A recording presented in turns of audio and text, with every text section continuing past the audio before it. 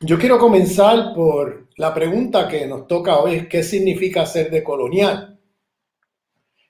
Yo creo que hay unas cosas que son, unos puntos que son clave.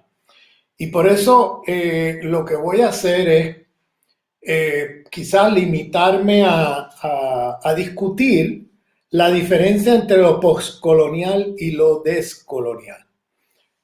Voy a hacer eso como una cuestión didáctica porque muchas veces se confunden ambas literaturas, se colapsan. Yo creo que hay que tener criterio para distinguir lo poscolonial y lo decolonial, porque sucede que hay personas que se identifican como descoloniales, que en mi definición serían más poscoloniales, y gente que se identifica como postcolonial, que en mi definición serían descoloniales. Por eso el tema no es tanto para mí la etiqueta que usemos. En inglés, the label. El tema es, the topic is not the label. El tema no es la etiqueta identitaria que usemos, sino el contenido. Para mí eso es lo importante. El contenido de lo que significa lo de colonial. Y quisiera ir sobre varios aspectos. El primer aspecto que quiero discutir de la diferencia entre postcoloniales y decoloniales tiene que ver con dónde comenzamos la historia del colonialismo, en qué temporalidad histórica comenzamos. Y eso es muy importante porque eso va a ser fundamental, clave para, la, para, para el contenido de lo que vamos a desarrollar. O sea, depende de dónde comienza, pues va a tener consecuencias sobre cómo teorizamos una serie de temas. En primer lugar, el tema de los comienzos. Los estudios postcoloniales, como ustedes conocen, son en su mayoría eh, personas que vienen de origen de la India, de origen del mundo árabe, eh, que son fundamentalmente cuya experiencia del colonialismo empieza mucho más tarde que en América Latina. En primer lugar, los Spivak, Omibaba, personas como Chakrabarti, que son más estudios subalternos, pero también se identifican como postcoloniales. Eh, este, el caso de Edward Said, que es palestino, ¿no?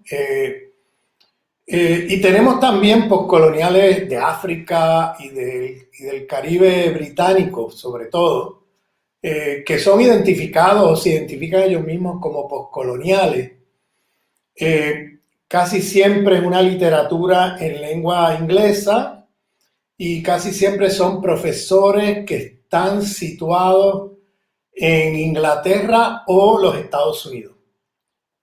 Aunque tengan orígenes en la India o en el Medio Oriente o África, otros lugares, casi siempre son profesores situados en los Estados Unidos.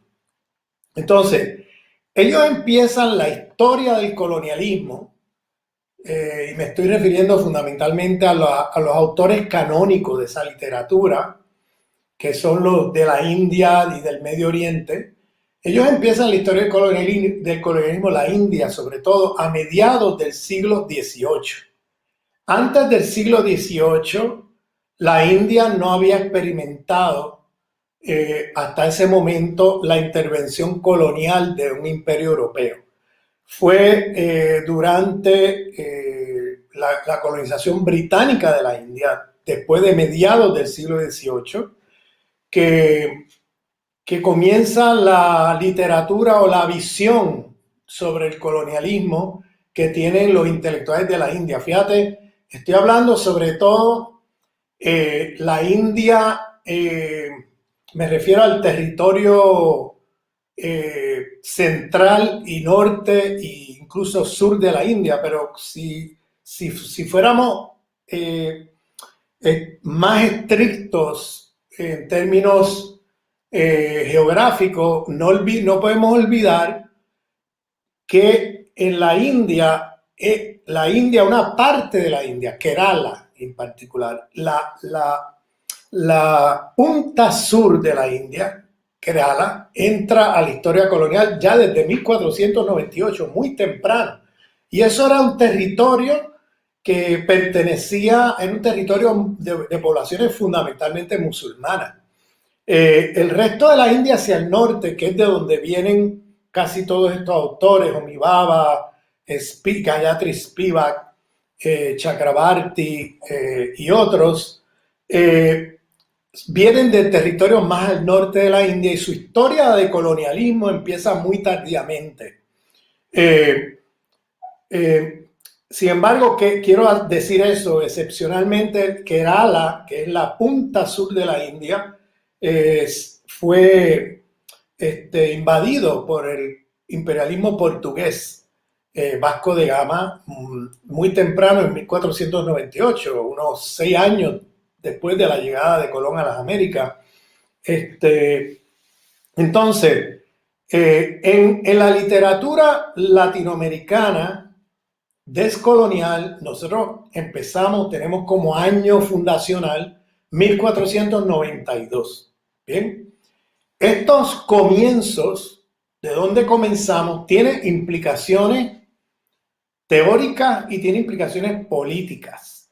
Bien, antes de entrar allí, quiero hacer un recuento histórico un poquito sobre esto, y es que la expansión colonial europea empieza mucho antes de 1492. Empieza con la colonización de las Islas Canarias en 1415 en adelante. Empieza con la colonización de Al-Ándalus ya desde varios siglos antes. Está la famosa batalla de Navas de Toloso en 1212, que fue muy importante en términos de la conquista de la monarquía cristiana sobre Al-Ándalus, sobre ese territorio de la península ibérica que pertenecía a la civilización musulmana. O sea que la expansión colonial europea empieza antes de 1492, pero desde América Latina nosotros situamos como año fundacional 1492.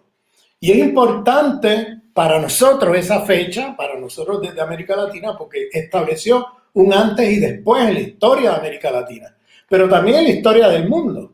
Bien, pero es importante tener presente que la expansión colonial europea empezó en territorio que llamamos hoy Europa, ¿no? Y digo llamamos hoy Europa porque en aquella época los territorios de esa zona geográfica tenían diversos nombres.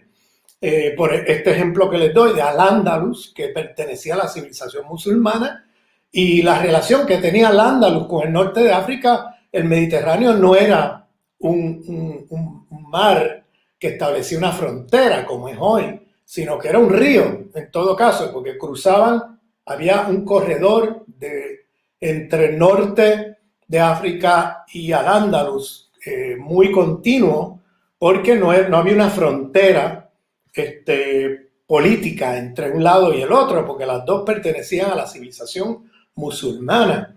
Y entonces no es como hoy pensamos el Mediterráneo, que es más una frontera y sobre todo un cementerio, ¿no?, de migrantes que los dejan ahogarse allí con las políticas discriminatorias que tiene la Unión Europea.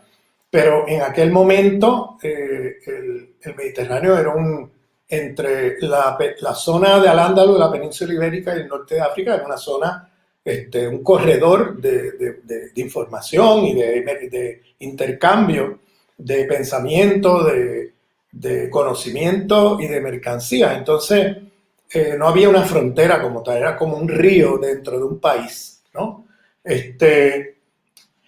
Entonces, la expansión colonial europea, donde quiera que fueron, donde quiera que se metieron, empezando por Al-Ándalus, luego con los guanches, las poblaciones indígenas del mundo de las Islas Canarias, luego en el Caribe, más adelante, ¿no? 1492, fines del siglo XV, luego se mueven al resto de Abya Yala, las Américas.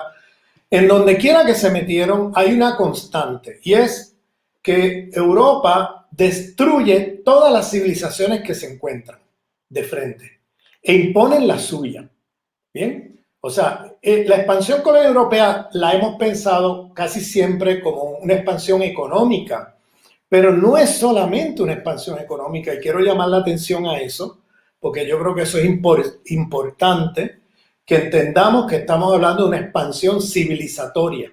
Bien, que no es solamente que se genera una nueva economía, en este caso la economía capitalista global, que se da a través, sobre todo en la expansión colonial hacia las Américas, pero ya habían gérmenes de eso en territorio europeo, en las conquistas que hicieron sobre Al-Ándalus y otras partes de Europa, donde tenemos la emergencia de un mercado mundial capitalista, donde ya la producción va orientada a producir mercancía por una ganancia en el mercado mundial. Es decir, que la expansión colonial europea, por un lado, funda un nuevo sistema económico mundial, pero también, por otro lado, es al mismo tiempo una expansión civilizatoria, porque destruyen no solamente las economías que se encontraban, y entonces reconstruían una nueva economía de acuerdo a los intereses de las metrópolis europeas, sino que además llevaban un paquete de relaciones de dominación al mismo tiempo del sistema civilizatorio de Europa en esa época, que era la cristiandad en un primer momento. Y esa expansión abarcaba toda una serie de relaciones de dominación. Los europeos se trajeron consigo las formas de trabajo, por ejemplo, en el aspecto económico, y sometían a las formas de trabajo que ya existían en Europa, como esclavitud, servidumbre semifeudal, feudal, y otras formas que son exportadas a los lugares que colonizan, y entonces se establece un sistema de acumulación capitalista mundial, pero con formas de trabajo coercitiva en la periferia. Es decir, en la periferia se impuso formas esclavistas, formas de servidumbre, eran las formas de trabajo que Europa en esa época conocía, y se la trajeron a las Américas, pero ya esas formas de trabajo no constituyen modos de producción en sí mismos, sino que forman parte de las formas diversas de trabajo que la acumulación de capital a escala global utilizaba para la explotación del trabajo.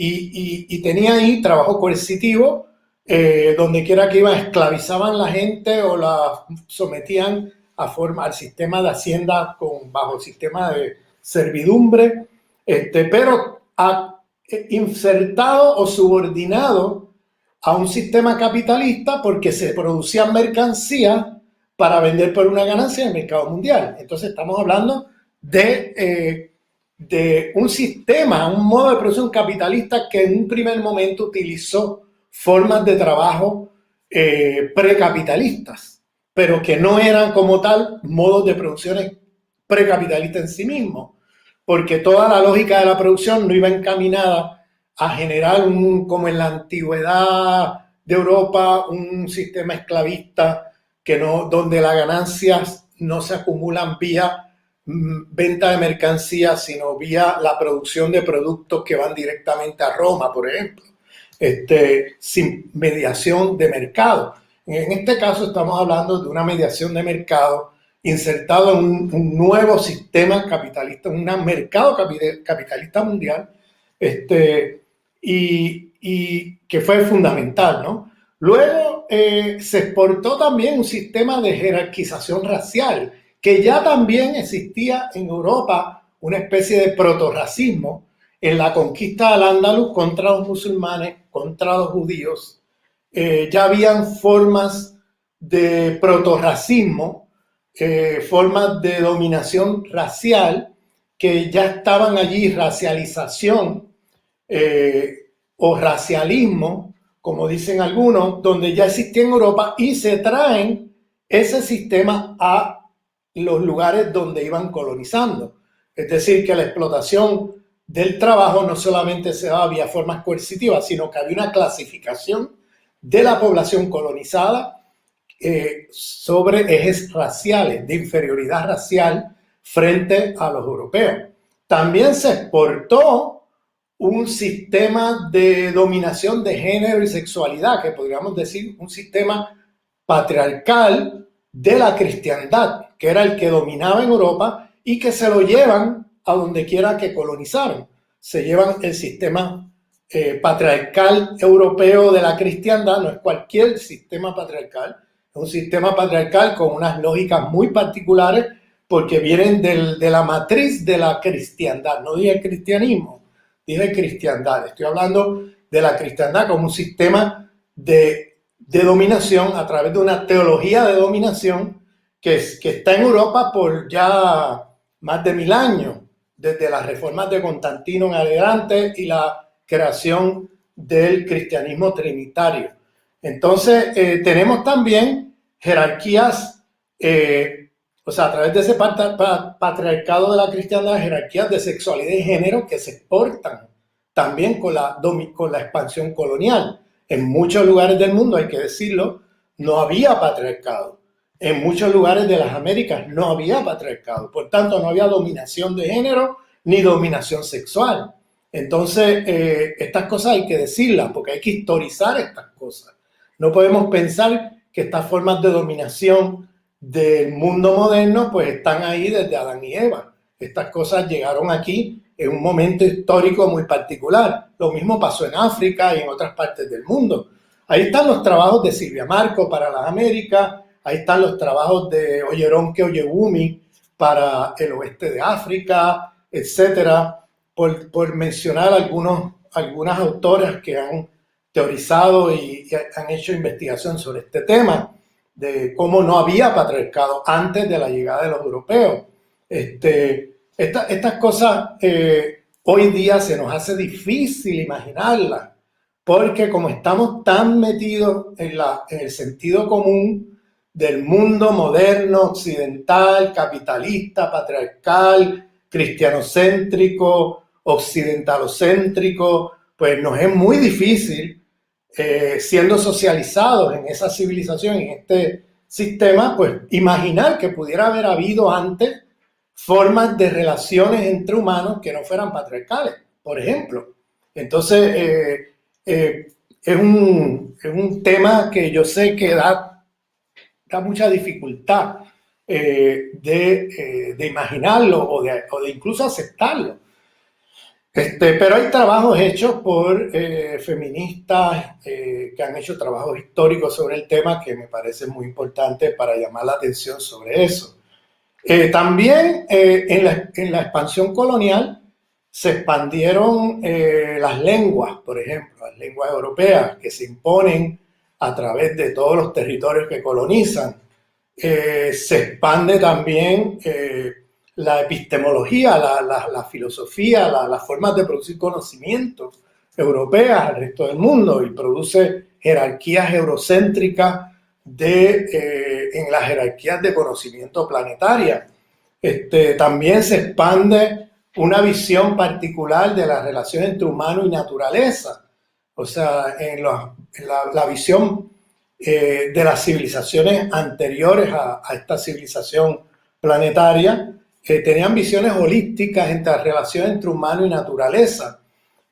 La visión de la cristiandad y luego secularizada en el cartesianismo tenía un dualismo ontológico entre las formas entre lo humano y las otras formas de vida, eso que llamamos naturaleza. Ese dualismo ontológico no existía en las cosmovisiones holísticas de los pueblos originarios del mundo. Eso no existía.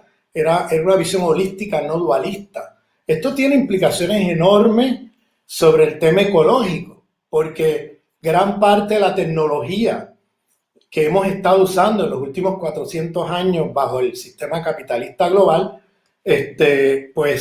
son tecnologías que llevan allí la racionalidad de la destrucción de la vida, porque están producidas a partir de la cosmovisión cartesiana del mundo. Es decir, el capitalismo tiene cosmología. Las tecnologías también tienen tecnología. Las tecnologías no son neutrales. Llevan allí cosmovisiones. Y en la cosmovisión que hemos estado del sistema capitalista mundial es el dualismo cartesiano. Y por tanto eso tiene consecuencias, porque entonces producimos tecnología que no tiene los cuidados sobre la reproducción de la vida, porque ha pensado la idea estúpida de que los humanos podemos reproducirnos de manera insulada y aislada de otras formas de vida y que por tanto la tecnología, podemos producir tecnología sin los cuidados que destruya la vida. Entonces, por tanto, podemos destruir la vida alrededor y la vida humana sigue. Es la presuposición de esa idea del dualismo cartesiano. En cambio, las visiones holísticas eran unas visiones cosmológicas que tenían allí el sentido común de la racionalidad de la reproducción de la vida, porque se pensaba que la vida humana y otras formas de vida eran interdependientes. La vida no puede reproducirse sin haber un equilibrio entre las diversas formas de vida. Si una forma de vida destruye las otras, entonces la vida en el planeta termina, o sea, la vida del planeta se destruye. Entonces tiene que haber balances ahí en el plano ecológico de la ecología planetaria que el sistema capitalista mundial ha destruido. Entonces, una de las cosas que el sistema civilizatorio en la expansión colonial europea produjo fue la destrucción o la inferiorización de las cosmovisiones holísticas de los pueblos y la imposición de una visión dualista, que en un primer momento se daba vía la cristiandad y luego se seculariza con el cartesianismo. Recordemos que la cristiandad es que tiene ese dualismo ahí porque pensaba que la naturaleza eran las fuerzas del demonio y los poderes fácticos eran los representantes de la divinidad, eran la visión espiritual de Dios, del Dios de la cristiandad, etc. Y en ese dualismo, pues hubo mucho, más de 1000 años, donde la Europa medieval, por ejemplo, no produjo ciencia, porque los científicos eran perseguidos porque eran vistos como jugando con las fuerzas de la naturaleza, ¿no? Y eso, por tanto, se veía como jugando con las fuerzas del demonio. Entonces, eso los ponía en una situación de ser perseguidos. Algunos eran quemados vivos porque los acusaban de estar jugando con la fuerza del diablo, ¿no?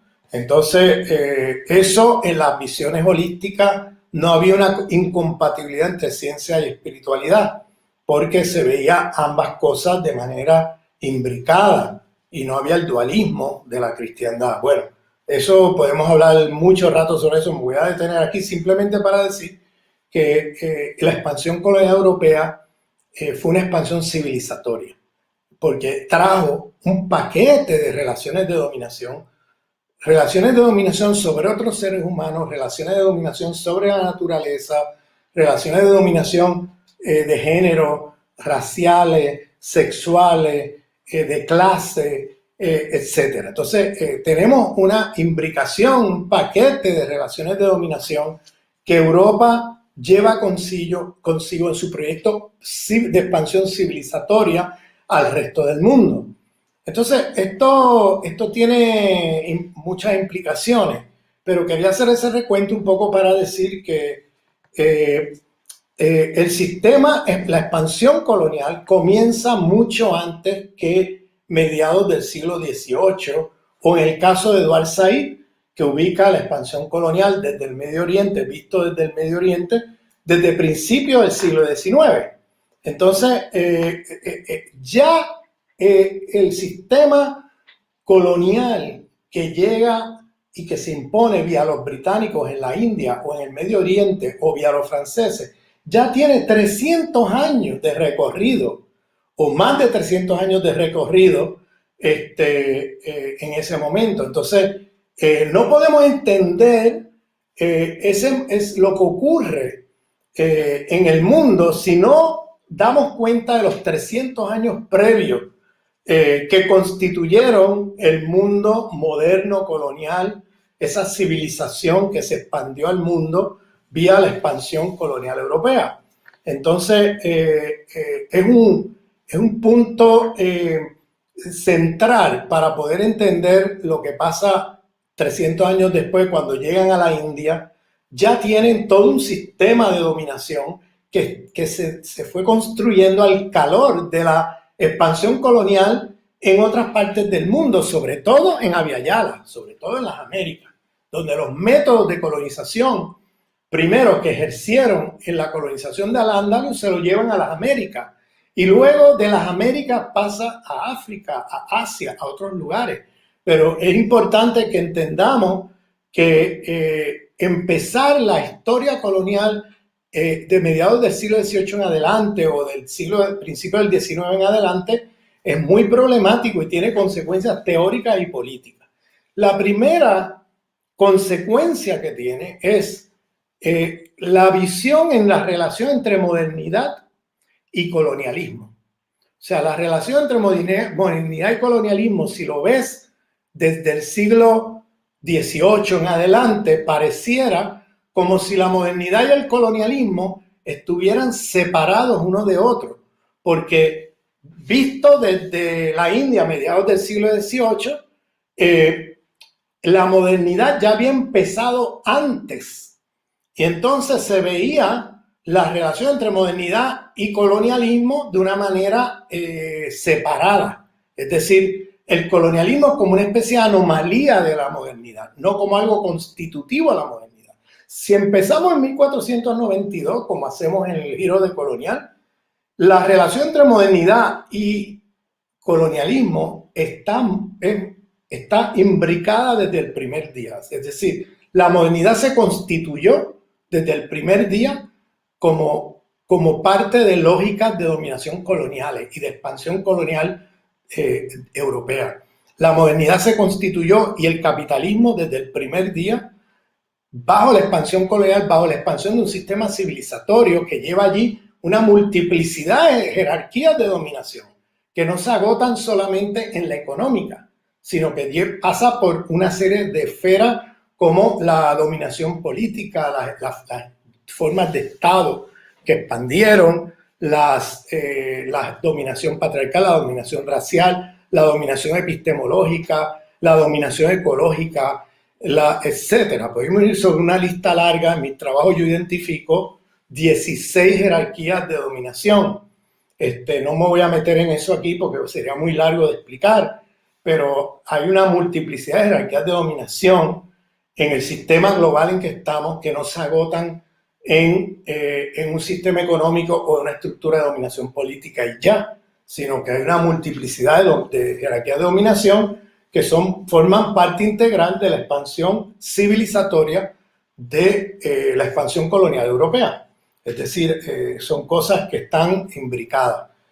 Por tanto, para los postcoloniales, como no ven intrínsecamente imbricada la relación entre modernidad y colonialismo, y como ven a los pensadores modernos dentro de Europa criticando las monarquías europeas, que son las mismas que los están colonizando en la India o en el Medio Oriente, eso deja la visión teórica de que la relación de que los críticos dentro de Europa que defienden el proyecto moderno como proyecto emancipatorio son aliados del colonialismo. Sin embargo, aquí hay unos problemas serios, porque los críticos de esa modernidad, o sea, los críticos que vienen de esa modernidad dentro de Europa, críticos de las monarquías, a su vez reproducen, como por ejemplo la Ilustración europea, reproducen lógicas coloniales, racistas, sobre el mundo colonial.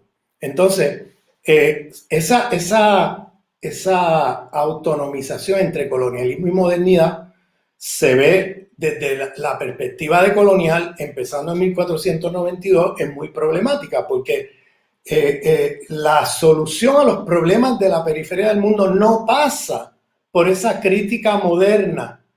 Y la modernidad, en lugar de verlo como proyecto emancipatorio, mirado desde 1492, la modernidad y la colonialidad son dos caras de la misma moneda. Entonces, no vamos a liberarnos, emanciparnos con más modernidad, porque la modernidad no es un proyecto emancipatorio, es un proyecto civilizatorio. Es decir, es un proyecto de dominación, de explotación del mundo, poniendo Europa y el mundo occidental, que luego deja de ser solamente Europa, sino luego incluimos ahí Estados Unidos, Australia, Nueva Zelanda y otros lugares del mundo que son lo que llamamos Occidente, ¿no?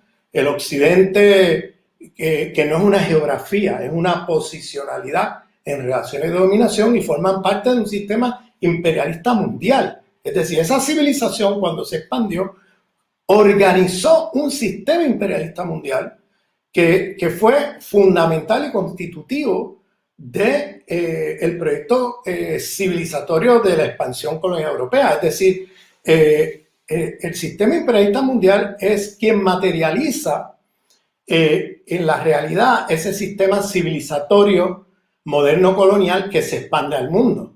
Es decir, muchas veces se discute el tema de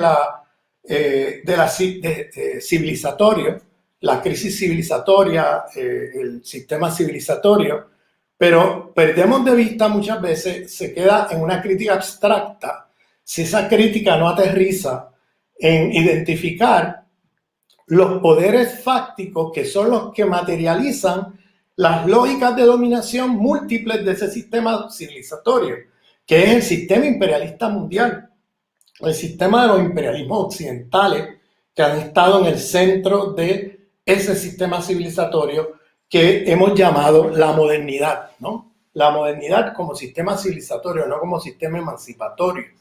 Esa es una de las diferencias centrales entre lo postcolonial y decolonial. ¿Cómo vemos la modernidad? Para los postcoloniales, la modernidad es salvable si se hace plural. Es decir, si el proyecto de la modernidad, lo que tenemos que hacer es pluralizarlo. Es decir, que haya múltiples modernidades, una especie de multiculturalismo de las modernidades. Desde el punto de vista decolonial, nosotros vemos la modernidad como un proyecto que no es salvable, es una civilización de muerte, como lo recuerdan todos los días los pensadores y pensadoras críticas del sur global, sobre todo de los pueblos originarios de África, América Latina y Asia, que nos recuerdan todos los días que esto es una civilización de muerte, no solamente porque ha matado a millones de seres humanos, sino que está poniendo en juego la vida en su sentido amplio en el planeta Tierra, es decir, un sistema destructivo de la vida en su sentido más amplio y más allá del antropocentrismo, sino la vida en el sentido amplio, destructivo de todas las formas de vida. Entonces, ese sistema, desde nuestro punto de vista, cuando empezamos en 1492, vemos con claridad que es un sistema que desde el principio va acompañado de la colonialidad. Una cosa no va sin la otra, es decir, la modernidad como proyecto civilizatorio se expande al mundo vía la expansión colonial. El sistema capitalista que se produce en esa expansión colonial es un sistema capitalista que está imbricado con las lógicas civilizatorias de la modernidad occidental. Es decir, no como superestructura, sino como lógicas organizativas que organizan el capitalismo histórico de una manera muy particular, porque el capitalismo histórico es el sistema económico de una civilización, que es esta civilización que estoy nombrando como la civilización moderna, o moderna colonial, o la modernidad, como le quieras llamar, pero que lleva allí unas lógicas de dominación que organizan el capitalismo de una manera muy particular. Porque el capitalismo es un resultado de la expansión colonial, de la creación de esa civilización moderna con sus múltiples lógicas de dominación que Europa expanda al mundo y que constituye entonces un sistema capitalista mundial que está atravesado por lógicas raciales, por lógicas patriarcales, por lógicas eurocéntricas, por lógicas ecologicidas, por lógica, o sea, una multiplicidad de lógicas destructivas de la vida, de dominación, de opresión, de explotación. O sea, que el capitalismo realmente existente está organizado con las lógicas civilizatorias de la modernidad occidental. No podemos separar estas cosas.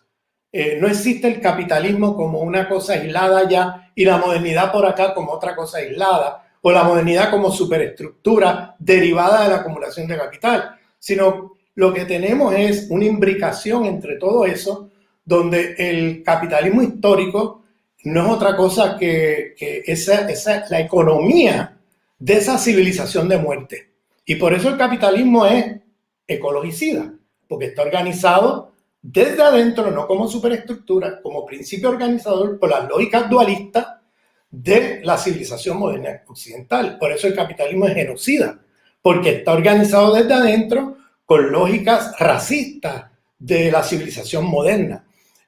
Por eso el capitalismo es feminicida, porque está organizado con las lógicas patriarcales, patriarcado de la cristiandad, de la civilización moderna, de la modernidad occidental. Por eso el capitalismo también es epistemicida, porque está organizado desde adentro de las lógicas eurocéntricas de la civilización moderna occidental. Por eso también el capitalismo es comunitaricida, porque está organizado desde adentro con las lógicas del individuo aislado, moderno, liberal, y donde quiera que van destruyendo la comunidad e imponiendo la lógica moderna de un individuo que se auto reproduce a sí mismo, aislado, que es una lógica que viene del pensamiento y del sistema liberal moderno. Entonces, bueno, llamo la atención a esto para llamar la atención al hecho de que para nosotros entonces el tema de la modernidad frente a los postcoloniales, nosotros lo vemos muy distinto. Nosotros lo vemos como un sistema civilizatorio de muerte, ellos lo ven más como sistema emancipatorio, no ven, porque se pierden 300 años antes de esa historia y empiezan tardíamente a mirar esto. Cuando usted está en la India a mediados del siglo XVIII, usted está mirando Europa con una crítica al interior de Europa frente a esas monarquías que parecieran ser aliados de los proyectos de liberación de los pueblos del sur. Y en realidad, esa crítica al interior de Europa es racista, colonialista, tanto como las monarquías que estaban criticando. Entonces, eso lo podemos ver con la República Francesa, que pasaron de monarquía a república y siguieron esclavizando y siguió toda la misma historia anterior frente a los pueblos del sur.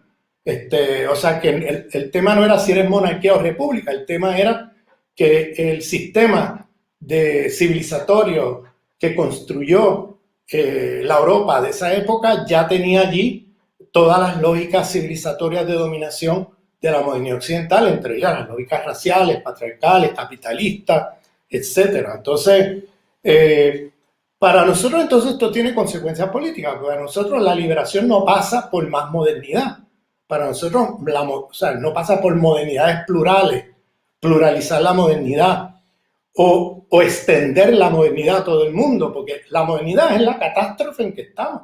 Esto es la modernidad. Entonces, más de eso no queremos. Nosotros queremos trascender eso. Y ahí viene el concepto de Enrique Dussel de la transmodernidad, de un más allá a la modernidad. Construir otro proyecto civilizatorio que afirme la vida, más allá de este sistema de muerte en que estamos metidos. Y este sistema de muerte, como he dicho, está organizado por una multiplicidad de jerarquías de dominación, y el capitalismo histórico es central a ese proyecto moderno y está ya atravesado con todos los males y todos los problemas de la civilización moderna. Y por tanto, la modernidad no es algo a desear o a expandir o a hacerlo plural, sino que la modernidad es un proyecto que tenemos que trascender. La modernidad es ese proyecto civilizatorio, la catástrofe en que estamos, y necesitamos trascenderla, ir un más allá de la modernidad. Y ese es el proyecto que llama Dussel la transmodernidad. Luego tenemos también otras discrepancias. Para terminar, ¿no? Voy a hacer rápidamente unos apuntes. Tenemos otras discrepancias con los postcoloniales que tienen que ver con la palabra post. Para nosotros no hay post a la colonialidad. O sea, la colonialidad está viva, está vigente hoy en el mundo. Es decir, el mundo que tenemos hoy es un resultado de esa historia colonial, y las independencias del sur global no lograron en su primer momento, la primera emancipación, la del siglo XIX, no logró superar la multiplicidad de jerarquías de dominación que la expansión colonial europea impuso en nuestros territorios y en nuestros países. Entonces llegamos a independencias sin descolonización o independencias coloniales porque no logramos descolonizar todo lo que estaba en juego. Y por eso la segunda independencia, como decía Fidel Castro en la segunda declaración de La Habana, necesitamos una segunda independencia que supere esta multiplicidad de jerarquías de dominación, que realmente profundice o culmine el proyecto inconcluso e inacabado de la descolonización.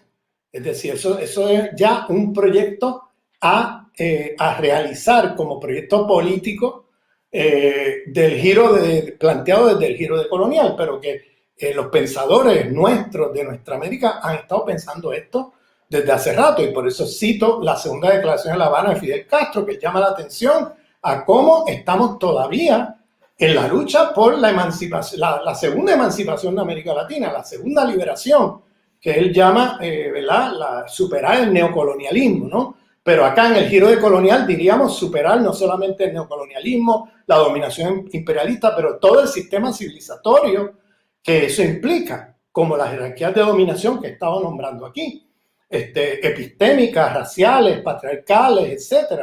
Entonces, el proyecto descolonial tiene que dar cuenta de una descolonización radical y comprensiva de todas esas jerarquías de dominación. Entonces, para nosotros no hay un post a la colonialidad, no hay una temporalidad de post, porque estamos todavía, hay que ver las descontinuidades dentro de las continuidades. Han habido descontinuidades dentro de continuidades, es decir, todavía la División Internacional del Trabajo Centro-Periferia no nos hemos descolonizado de eso. Todavía las jerarquías raciales no nos hemos descolonizado de eso. Todavía no nos hemos descolonizado del patriarcado de la cristiandad. No nos hemos descolonizado del pensamiento eurocéntrico, que sigue siendo constitutivo en nuestras maneras de pensar, de nuestra manera de ser y estar en el mundo. No nos hemos descolonizado del pensamiento, por ejemplo, de la cosmovisión cartesiana en el plano de la ecología, ¿no?, y de la producción de tecnología que tenga la racionalidad de reproducción de la vida, no de la destrucción de la vida. No nos hemos descolonizado de muchas cosas. Entonces, por tanto, esto es un proyecto que yo diría que estamos, que si bien empezó hace mucho rato, estamos todavía en ese trayecto hacia la fundación de un nuevo sistema civilizatorio que supere todos estos problemas. Y el otro problema que vemos también en los estudios, ya para finalizar, los estudios postcoloniales, es que para nosotros no hay diferencia entre la crítica cultural y la crítica de la economía política. O sea, nosotros en los estudios postcoloniales hay una fuerte tendencia a son usualmente intelectuales que vienen de los campos de literatura o antropología cultural, y hay un énfasis muy fuerte en la crítica cultural.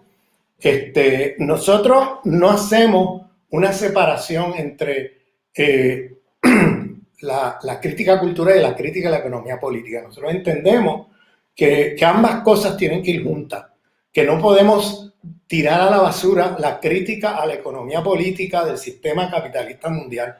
Nosotros en ese sentido seguimos el espíritu de Marx, ¿no? Seguimos a Marx, seguimos tomándonos en serio la crítica de Marx. Hacemos una crítica a los marxistas del siglo XX por su eurocentrismo, pero nosotros no tiramos a la basura un pensador de la talla de Marx, que dejó una obra impresionante. Ahí está Enrique Dussel con 5 volúmenes sobre el Marx desconocido, donde en los últimos 20 años de su vida Marx hizo giros decoloniales que apenas ahora estamos conociendo, destapando, porque esos volúmenes están en el Mega en Berlín y no se han traducido. Se empieza apenas a traducir, todavía quedan un montón de volúmenes sin publicar, pero lo que se ha publicado ni siquiera se ha traducido a otras lenguas. O sea que hay muchas cosas ahí todavía. Tenemos un Marx para el siglo XXI y XXII, que es un Marx desconocido, que tenemos la suerte de que la persona que inició ese proceso y que hizo el trabajo de la lectura de los textos publicados inéditos de Marx, fue el filósofo que yo le llamo el filósofo decolonial del sur global, Enrique Dussel, que pasó a otro plano hace unos pocos días, pero su obra sigue vigente y sigue siendo una fuente fundamental de pensamiento crítico decolonial de cara para el 21 y para el siglo XXI y siglo XXII. Muchas cosas ahí que todavía nos faltan por descubrir en Marx, pero también el pensamiento de Enrique Dussel. Bueno, digo esto porque hay unas diferencias ahí muy grandes. Para nosotros los estudios postcoloniales tienden a ser culturalistas, en el sentido de que se quedan en el plano de la crítica cultural, la crítica identitaria, y pierde de vista los temas de la economía política. Para nosotros lo cultural y la economía política, ambas cosas son materiales. Entonces no podemos dejar de lado ni una ni la otra. Tenemos que tener ambas cosas ahí articuladas en nuestro análisis que hagamos de la situación y la coyuntura mundial en que estamos. Entonces, mira, hay mucho material mucho tema aquí para seguir elaborando. Me voy a detener aquí porque esto tiene un límite de 40 minutos y si quieres lo pasamos a preguntas, respuestas, comentarios críticos. Muchas gracias. Gracias. No, a ti. Queremos agradecer al profesor Ramón Grosfoguel por su charla, por demás muy, muy pedagógica, que es un poco también el objetivo de este encuentro. Y en este sentido queríamos comenzar con algunas preguntas. Una de orden teórico, abordó ampliamente el tema de la diferencia entre lo descolonial y lo postcolonial, pero preguntaríamos, ¿y el vínculo de la posmodernidad es el pensamiento postcolonial heredero del discurso de la posmodernidad o en qué se diferencia? Una primera. Y una segunda, tal vez muy de carácter académico, esa odiosa diferencia entre descolonial o decolonial, que a veces atrapa tanto en el debate y que algunos dicen, bueno, tiene el mismo sentido, nos gustaría saber cuál es tu opinión. Y en el chat hay una pregunta que un poco en el sentido de lo que tú comentabas, intentando polemizar, dice, el patriarcado cristiano no estaba presente antes de que llegara a América Latina, pero acredita que es posible hablar de presencia del machismo precolonial. ¿Qué piensa usted al respecto? Pues sí, bueno, en primer lugar, mira, hay una autora como Ela Chohat, que es conocida en Brasil, que ella se identifica como postcolonial, pero cuando miramos los criterios, ella empieza en 1492, ella tiene una visión crítica de la modernidad como inherentemente un proyecto civilizatorio destructivo de la vida. Ella mantiene la crítica cultural con la crítica de la economía política, etcétera. O sea, cuando miramos los criterios, el Ochoa se autoidentifica como postcolonial, pero en mi lenguaje, para mí es una autora muy... y además reconoce la diversidad epistémica del mundo, o sea, que es una autora descolonial. En los estudios postcoloniales, pues usualmente se obvia por ejemplo, el tema de tener diversidad epistémica no se toma como algo central porque ellos ven los pensadores dentro de Europa criticando el poder hegemónico que los coloniza como aliados y como pensamiento crítico les puede ser útil. Por eso, si tú miras bien los pensadores postcoloniales, Spivak se monta sobre Derrida, Baba sobre Lacan, Said sobre Foucault, Guja sobre Gramsci. Nada, vamos, negativo en sí mismo con esos autores. Simplemente llamar la atención a que si te quedas pensando única y exclusivamente desde esos autores, entonces incurres en un problema de eurocentrismo desde la izquierda, porque hay una diversidad, pierde de vista la diversidad del pensamiento crítico del mundo. Entonces, para tener esa diversidad, para tener un pluriverso, tenemos que sí estudiar estos pensadores críticos europeos, pero también mirar el pensamiento crítico nuestro, que sí pensaron nuestros problemas, porque muchos de esos pensadores críticos europeos no pensaron nuestros problemas en América Latina, ni los problemas de África, ni los problemas de otros lugares. Ellos pensaron sus problemas y podemos aprender mucho de ellos, pero también podemos aprender de muchos de nuestros autores que sí pensaron nuestros problemas. Entonces, por eso también llamo la atención a que los estudios postcoloniales, precisamente porque empiezan muy tardíamente en el tema del colonialismo, pues pierden de vista que mucho de ese pensamiento crítico que ellos están mirando como aliado de la lucha anticolonial de ellos, pierden de vista que mucho de ese pensamiento crítico tiene unos también límites, tiene problemas, y pierden de vista la necesidad de tomarse en serio las críticas que se han producido desde el subglobal. Entonces, nosotros en eso también nos distinguimos de los postcoloniales. Nosotros ya creemos que ellos hacen una crítica eurocéntrica al eurocentrismo. Nosotros creemos que para poder romper con una crítica eurocéntrica al eurocentrismo, tenemos que tomarnos en serio la diversidad epistémica del mundo. Ese para mí es otro criterio. Bueno, también hay personajes que se llaman decoloniales, que cuando tú los examinas, pues están reproduciendo el mismo esquema postcolonial. Entonces, ahí viene, una crítica que yo hago. Para mí no es cómo tú te llamas, sino qué identidad tú uses. Para mí es el contenido, es para mí lo importante. Entonces, por eso de descolonial o decolonial, para mí eso es una discusión que no hace sentido, porque uses la S o no la uses, lo importante es cuál es el contenido de lo que tú estás haciendo. No es si lleva una S o no lleva una S. Eso para mí es una cosa que no hace sentido. Eso es algo que Catherine Welch en un momento usó para hacer distinción entre el pensamiento descolonial tradicional que se ha usado con esta otra perspectiva, pero a mí no me parece útil, porque para mí es como poner nombres y cosas que muchas veces, bueno, nos ponemos un sombrero y nos llamamos de una cosa, pero el tema no es el nombre ni la identidad, el tema es el contenido que estemos usando, ¿no? Entonces, sobre el tema de si hay un machismo si no hay patriarcado, no hay machismo.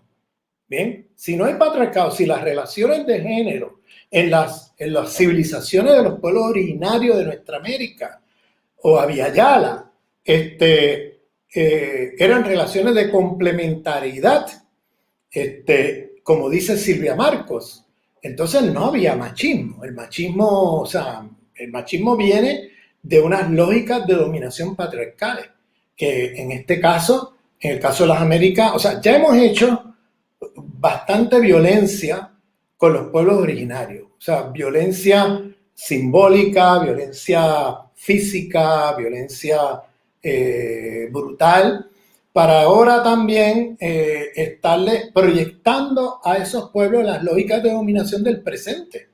Esas son lógicas de dominación modernas que llegaron a las Américas como parte de un proyecto de expansión colonial que impuso una civilización moderna colonial en nuestra América y que con unas lógicas de dominación múltiples bajo un sistema capitalista mundial y que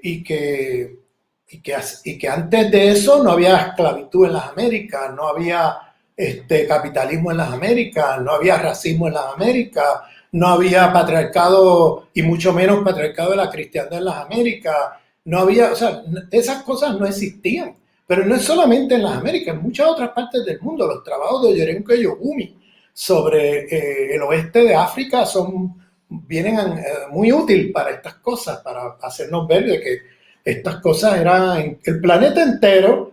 Había múltiples civilizaciones con múltiples lógicas de ser y estar en el mundo a la altura de 1492. Había por todo el planeta una multiplicidad de civilizaciones que con la expansión colonial terminaron siendo destruidas, subsumidas y bajo el sistema capitalista colonial de la expansión colonial europea. Y todo eso desaparece como civilización. Quedaron pueblos con sus lenguas, con sus espiritualidades, sus cosmovisiones, pero vamos, fuertemente afectadas, porque el proceso colonial dio bien duro y entonces en muchos lugares del mundo eso, pues bueno, afectó muchísimo. Entonces no podemos decir que hay una exterioridad absoluta al sistema, o sea, como si hubiera el noble salvaje de Rousseau que está allá afuera con un pensamiento puro. O sea, eso no existe ya, porque luego de lo que ha pasado, de esta catástrofe planetaria de la civilización moderna, colonial, capitalista, patriarcal, occidentalocéntrica, cristianocéntrica, que se expandió al mundo, pues ya no hay un espacio puro allá afuera, sino que todos estamos tocados por eso. Y hay exterioridades relativas, o sea, hay pueblos que mantienen cierta exterioridad relativa en su pensamiento y en la forma de ser y estar en el mundo que otros, ¿no?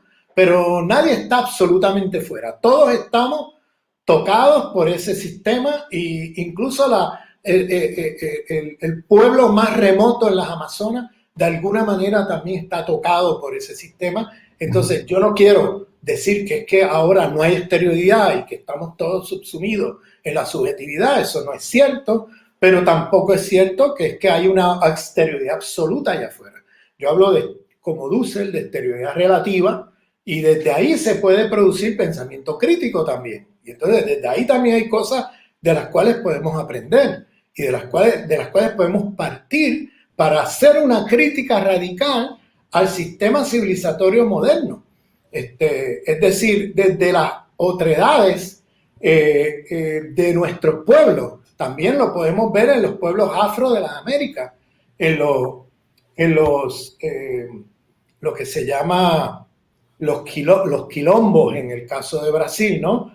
O las zonas de los palenques o cimarrones, ¿no? En diferentes partes de las Américas que también han producido pensamiento crítico, han producido formas de ser y estar en el mundo, desde las cuales también nosotros podemos aprender. Por ejemplo, el concepto de comuna en Venezuela hoy están los trabajos de, ayúdame aquí, Luis, hay una pareja de antropólogos que han estado trabajando el tema de la comuna en Venezuela, en la larga duración comunal que se repiten a los cumbé afrocaribeños de Venezuela. ¿Perdón? Tengo un lapsus, pero el compañero murió recientemente. Sí, el compañero murió recientemente, Mario, ¿cómo se llama?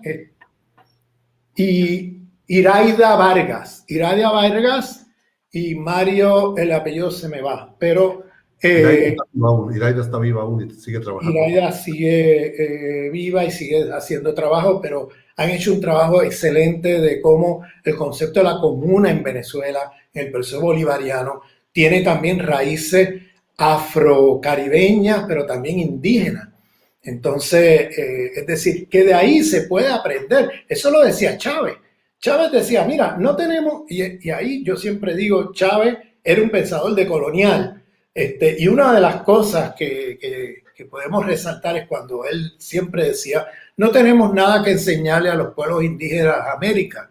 Al contrario, tenemos mucho que aprender del socialismo indoamericano, de sus prácticas comunales. O sea, salirnos del esquema de la izquierda misionera que va a ir a Mario Zanoja, gracias. Mario Zanoja también me llegó. Mario Zanoja. Iraida Vargas. Iraida Los Vargas trabajos de ellos son impresionantes. Entonces, por aquí había unas preguntas, ¿no? Que están... Sí, ahí el profesor Marcelo va a hacer la segunda tanda de preguntas, la va a coordinar. Sí. Damos la bienvenida al profesor Marcelo. Sí. Muy bien, gracias, profesor Ramón. Mi pregunta es un poco una cuestión más conceptual Quando o pensamento descolonial trabalha com o conceito de sistema mundo, me pergunto, por exemplo, os alcances desse conceito, se não estamos aún pensando em uma perspectiva, por exemplo, de que o capitalismo é, por exemplo, um sujeito abstracto, não? Que tenha uma vontade própria e que atua de maneira coerente a todo momento, não? Estou seguro que o capitalismo é um sistema, que o capitalismo produz muitas desigualdades, muitos problemas, pero muitas vezes me pergunto isto, se a insistência em relação ao capitalismo não hace com que outras formas de dominação, não necessariamente capitalistas, não estão ou não façam parte de nossa crítica. Por exemplo, sobre patriarcalismo, machismo, outras formas de dominações que, claro, que têm relação com o capitalismo, pero não são as mesmas coisas, não? É um pouco isto. Gracias. Bueno, mira, en primer lugar yo quiero defender a Wallenstein. Wallenstein no tiene una visión, como él decía, el sistema mundo no es algo abstracto, es algo muy concreto, porque son esas fuerzas de dominación del sistema mundo la que se concretizan y se materializan en la realidad de nuestros pueblos. O sea, la División Internacional del Trabajo no es una cosa abstracta, es una cosa muy material en términos de la dominación y explotación del sistema capitalista mundial que se organiza a través de una División Internacional Capitalista del Trabajo de centros y periferias, que también, vamos, es muy material y muy concreto. Lo mismo o sea, Wallenstein también tenía en su visión el tema epistemológico, el tema, o sea, él era un crítico de las ciencias sociales eurocéntricas, tiene libros enteros sobre eso. Era crítico también del sexismo y el racismo en el sistema capitalista mundial, o sea, en el sistema mundo. O sea, vamos, quiero por un lado decir que muchas de las críticas que se han hecho a Wallenstein creo que son injustas. Ahora, dicho eso, al mismo tiempo yo te puedo decir mis críticas a Wallenstein. Bien, yo tengo críticas a Wallenstein, pero no son esas. Mis críticas a Wallenstein son las siguientes. Yo tuve el privilegio de ser profesor en la Universidad del Estado de Nueva York, en Binghamton, donde estaba la Escuela del Sistema Mundo y el Fernand Braudel Center. Yo pasé allí 5 años como profesor allí, y para mí fue un privilegio estar ahí con Immanuel Wallenstein, Giovanni Arrighi y con grandes teóricos del sistema mundo. O sea, yo aprendí muchísimo con ellos, pero en mis debates con ellos yo siempre le preguntaba a ellos ¿por qué la teorización que ellos hacen del sistema mundo, las lógicas jerarquías estructurales de dominación son fundamentalmente dos: la División Internacional del Trabajo y el sistema interestatal global, que está organizado en estados centrales, estados periféricos, estados semiperiféricos, División Internacional del Trabajo de centro, periferia, semiperiferia, y la articulación entre estas dos cosas. Y la reproducción entonces del esquema infraestructura-superestructura del marxismo eurocéntrico del siglo XX, donde la infraestructura es la División Internacional del Trabajo capitalista y la superestructura es el sistema interestatal global. Y entonces el sexismo, el racismo, el eurocentrismo, estas cosas eran ideologías superestructurales del sistema. ¿Bien? ¿Qué pasa? La pregunta que yo le hacía a ellos era la siguiente.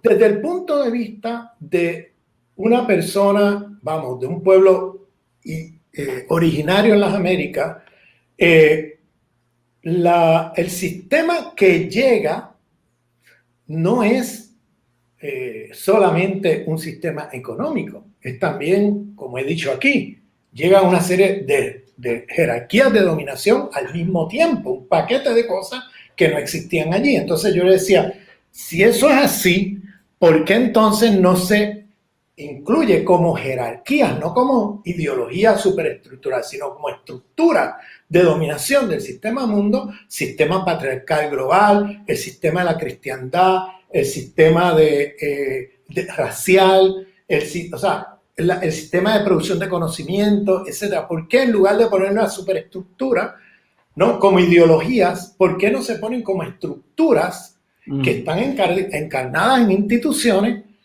como igualmente que pones allí la estructura económica y política del sistema? ¿Por qué no poner allí la estructura racial, la estructura patriarcal, la estructura epistemológica, las estructuras ecológicas, etcétera? Entonces ellos me decían, Ramón, lo que pasa es que lo nuevo del sistema no es ni el racismo, ni el patriarcado, ni nada de eso, porque eso ya existía en Europa. O sea, cuando Europa se expande, ya existía racialismo en Europa, ya existía el patriarcado de la cristiandad en Europa, ya existía el eurocentrismo, ya existía la cristiandad, ya existían todas esas jerarquías de dominación, ya existían. Lo único nuevo que ocurre con la expansión colonial europea es la lógica de acumulación de capital a escala mundial.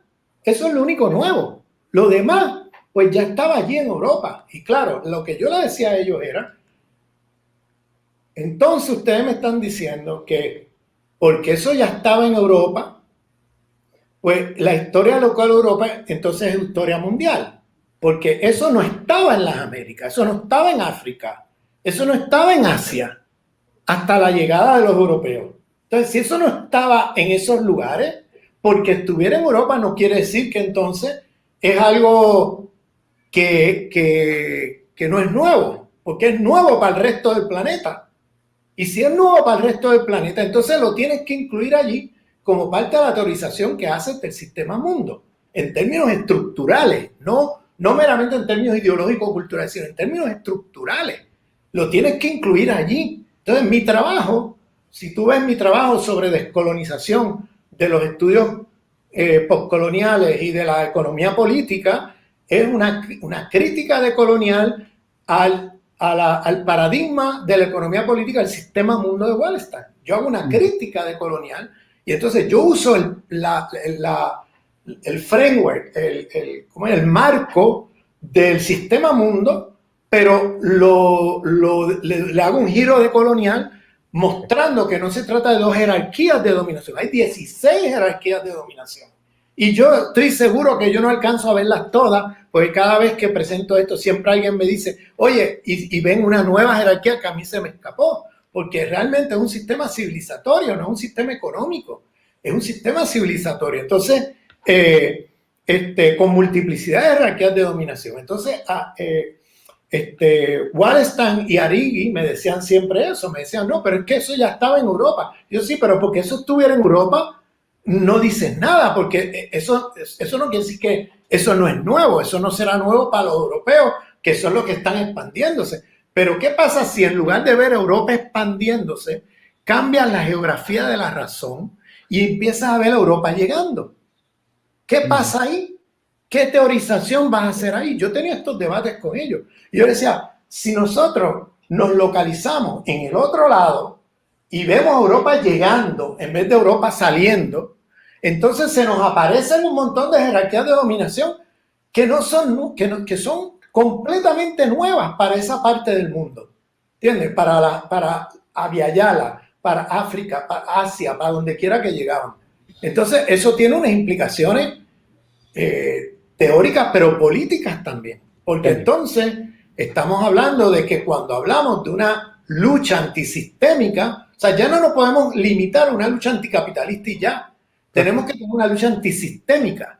Porque el mundo en que estamos está compuesto por multiplicidad de jerarquía de dominación en un sistema imperialista mundial y por tanto el antiimperialismo se tiene que redefinir como lucha antisistémica para fundar un nuevo proyecto civilizatorio.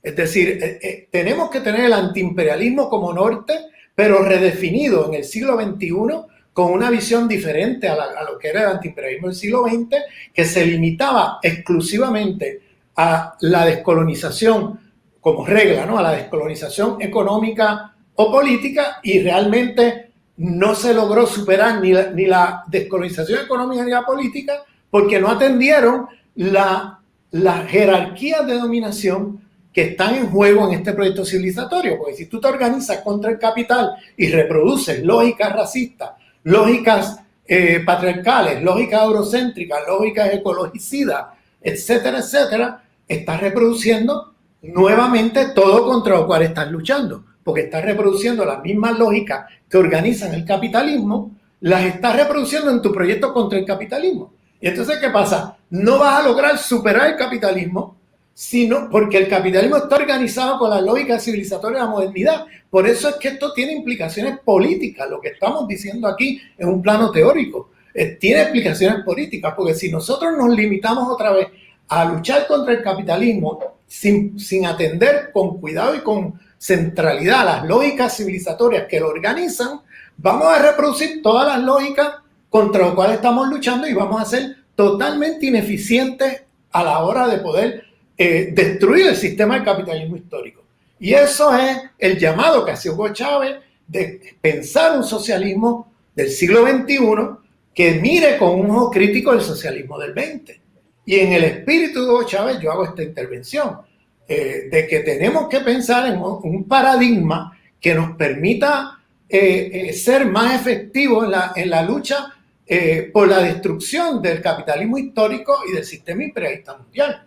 Si seguimos con el esquema y el paradigma del socialismo del siglo XX, que apuntaba solamente al tema económico y político y dejaba de lado lo otro o lo ponía en plano secundario, pues nunca vamos a poder superar el sistema contra el cual estamos luchando, porque lo vamos a estar reproduciendo en nuestra propia práctica política.